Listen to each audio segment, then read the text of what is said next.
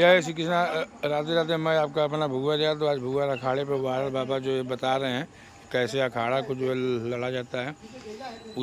उस ज़माने में जो है, उस ज़माने में काफ़ी शानदार जो है बढ़िया जो बता रहे हैं। देखिए आपस में लोग जो लड़ने जा रहे हैं, काफ़ी अच्छा लगता है जब वायरल बाबा सबको बताते हैं।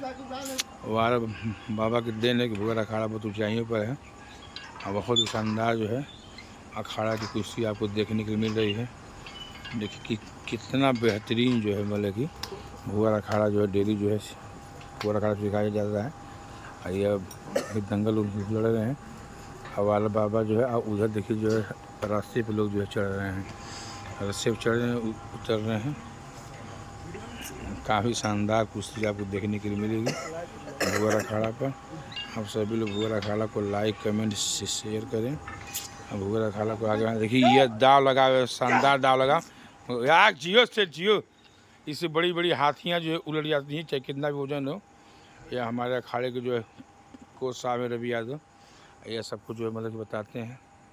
यह जो है ब्लैक बेल्ट पहलवान जो है वार बाबा के सानिध्य में अखाड़ा जो है चल रहा है, काफ़ी शानदार।